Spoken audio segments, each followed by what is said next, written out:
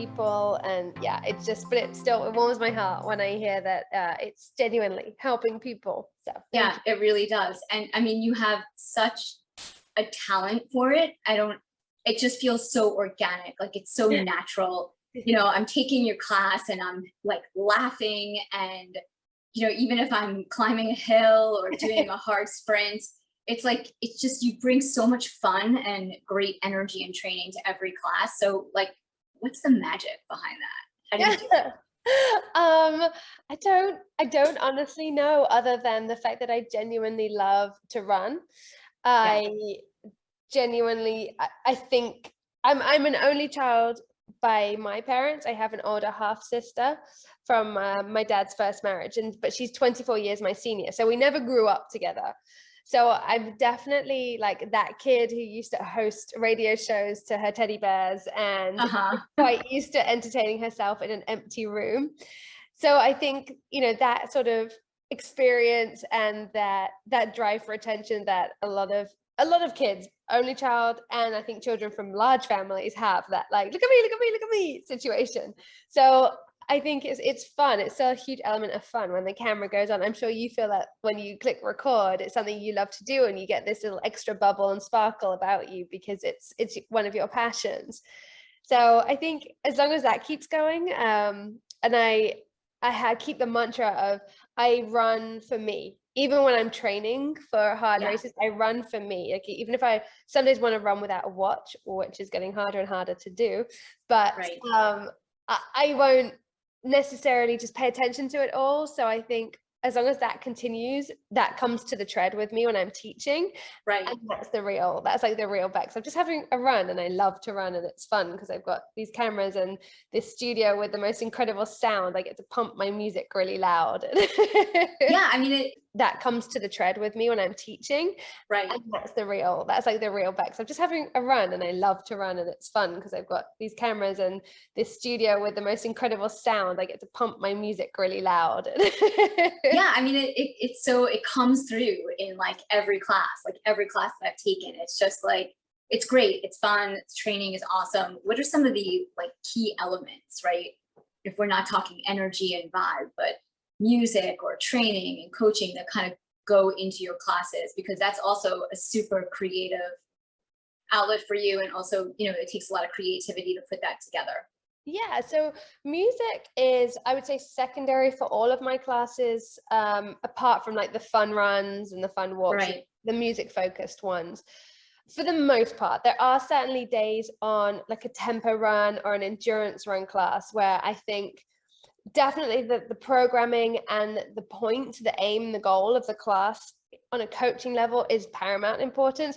But then I think to myself, like, all right, what kind of music is going to get me through, which will therefore get everybody else through this class?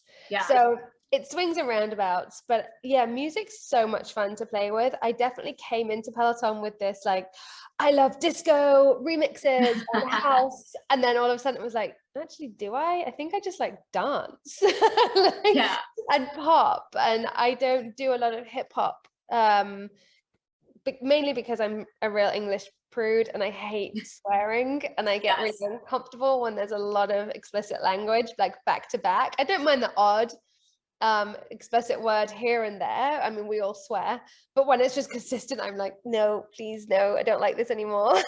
Yeah, I totally understand. So that's why I play a lot of instrumental music, a lot of classical music. And the weirdest thing is that I don't actually run to music for the vast majority of my training. You don't? I was going to ask you. Yeah, it's like, it's a really nice outlet and a really nice point of difference for me to have music when I'm teaching my classes.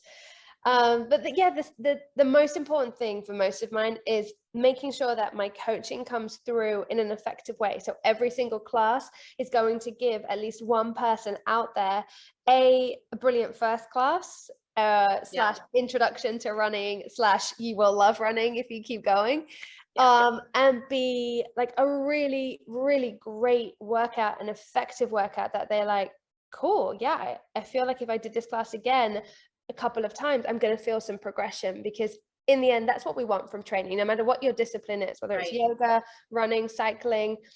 swimming for you as well. You want to see progress in yourself, right? You want to see a change. So yeah, that's like my little recipe of goodness. Yeah, I think, I was so appreciative and grateful to have discovered one of your 45-minute hill classes. Hills and hit. Hit and hills, right? yes. Hit and hills. The 12 incline hill is my favorite. How crazy is that? I discovered it while I was training for these 2 triathlons. They're 70.3 distance triathlons. Wow. So I know a friend is a triathlete, so you understand my pain. So I was so excited to discover these hill classes because all the races I was doing this summer had hills, and I'm like, we've got to train the terrain. It's so important, and there's no hills in New York City, so it was like, I just want to keep running Central Park or like go to Yankee Stadium and get. It's not enough though. No, it's not enough. It's not long, and yeah, those hit and hills classes. I was really excited to bring them to the tread. Yeah.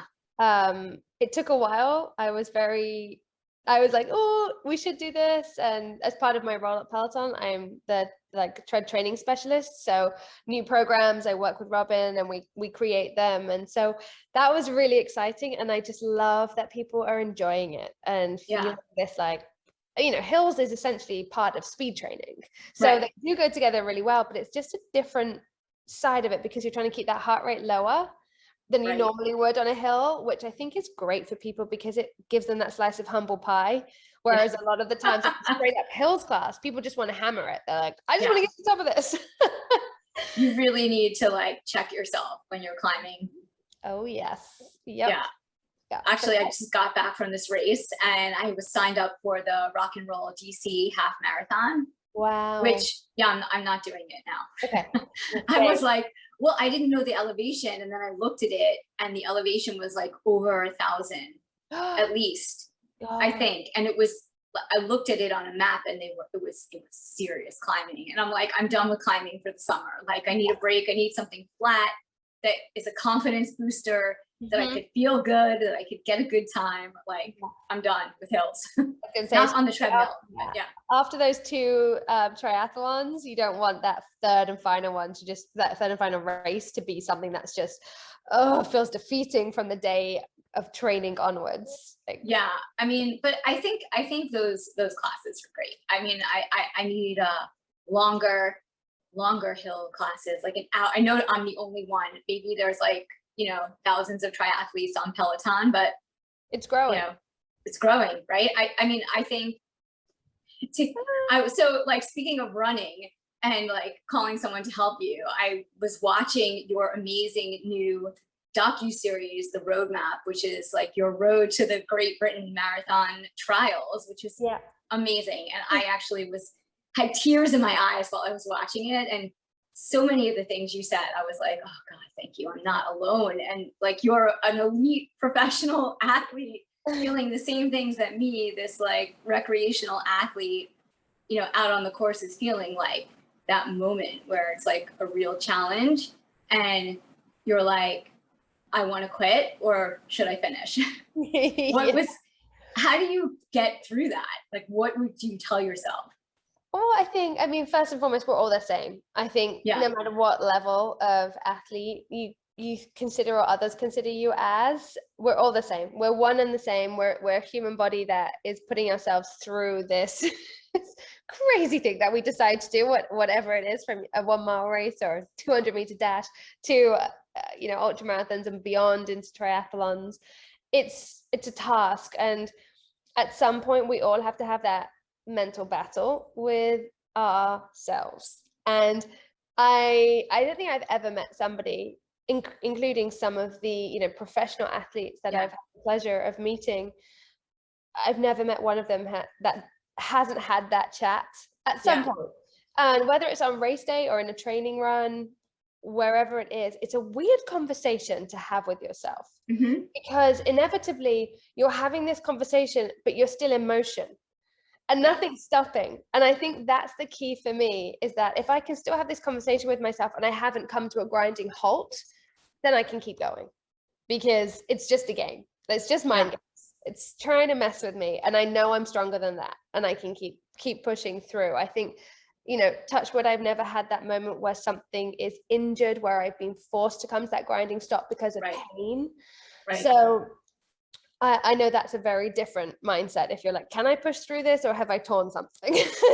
Yeah. Whereas, to me, and on the trials on that day, it was, I was living true to my own saying. I ran into my unknown. I'd never run that pace for that long. I'd got very close to it in my training runs, but 4 miles is 4 miles. It's still 4 miles of difference. And the pressure of that day, a training run, I'm by myself, and it's a lot easier than knowing that there's drones and cameras and everybody that could be watching this. And also, it's for a place on Team GB. It's huge. There was so much more adding to the adrenaline. So I think, when you boil it down, either way, it's a positive or negative. And I'm definitely a positive person. And that was my driver in the end of, you've never DNF'd at a race, don't make that today.